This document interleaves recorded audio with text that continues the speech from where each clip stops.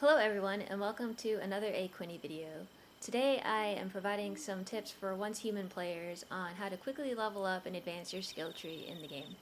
My biggest advice for those who like to build their nest, they like to, the base building and crafting components of the game, don't get too focused right away on solely crafting your base and those kinds of homemaking mechanics of the game. Because one thing about the skill tree in Once Human is that it is gated with in-game tasks. And to do some of those tasks, you're going to need to advance your skill level as a player. So you're only going to have access to so many of, say, like the workbenches and the building features at the get-go. So you're going to need to level up your player so that you can do the things that you need to do to unlock more of your skill tree.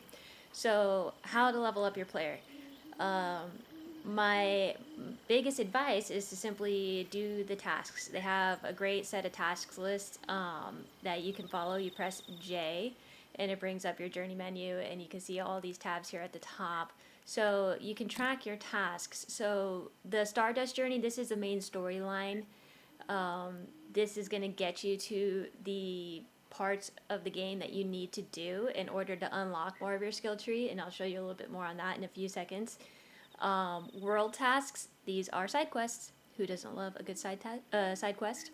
And then you can see down here commissions.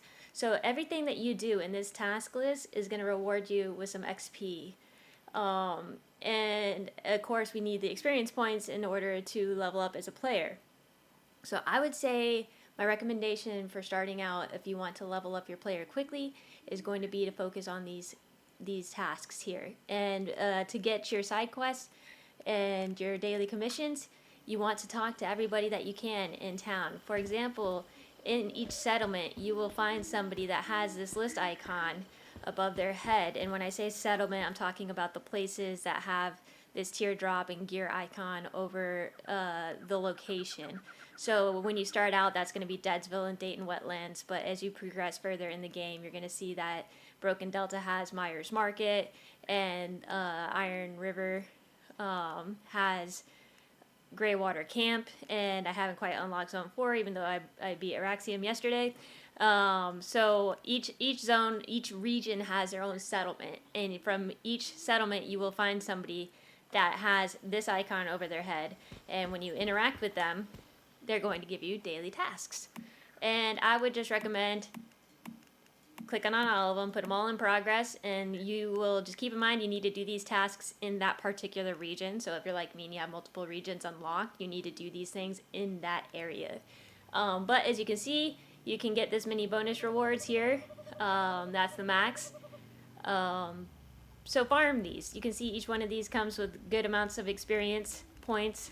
Prioritize your high experience points tasks. So that's a great way right there. Like I said, you're going to want to follow the story tasks, which are going to be the tasks here in the Stardust Journey side.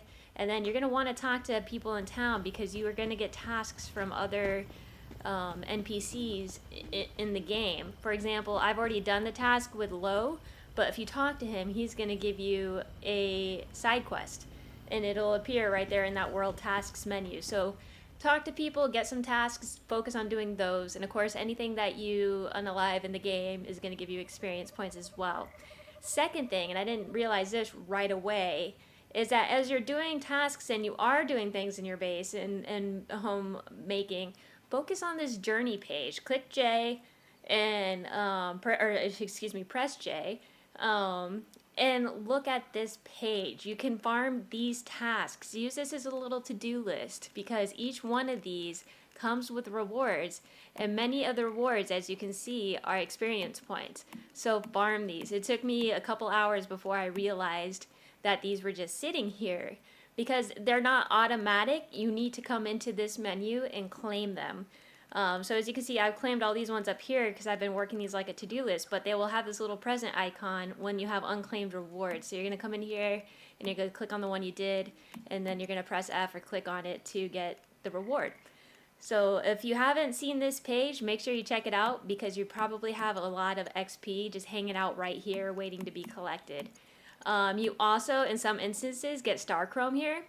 That is going to be very, very important for your later gameplay in terms of getting some blueprints. So stay tuned for my video on upgrading weapons and finding blueprints and getting cooler, higher level gear later on.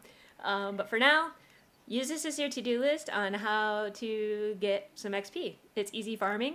There's some simple tasks in here, you know, learn how to fish, build a box, build a wall, build this bench, that kind of stuff. Although it's kind of like a little tutorial, you know, encouraging you to get to know the game. Farm it for XP, nice and easy. So, like I said, the reason that I suggest that you focus on leveling up your character in this way, not just because, of course, you want to level up your character and get strong, but you need to level up your character so that you can do the tasks that you need to do in the game to unlock your skill tree. So let's talk about the skill tree. If you press O as in Oscar, you can open up this menu right here, and you see Memetics and Cradle. So Memetics is oncehuman's version of a skill tree. So when we open up the skill tree, when you start out, you will only have access to this section called Tutorial Tasks Level 1.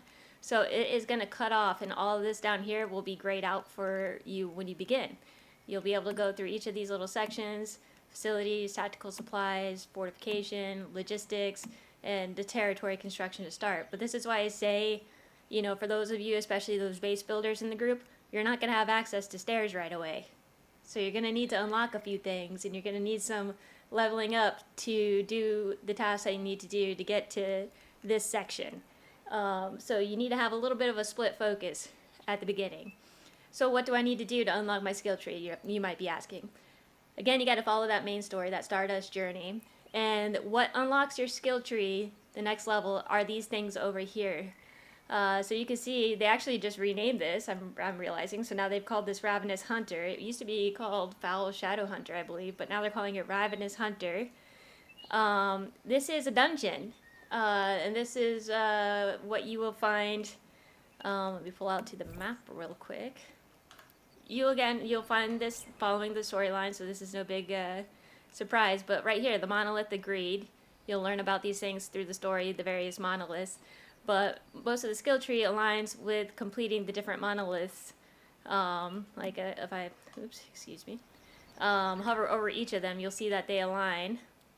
So going back into the skill tree,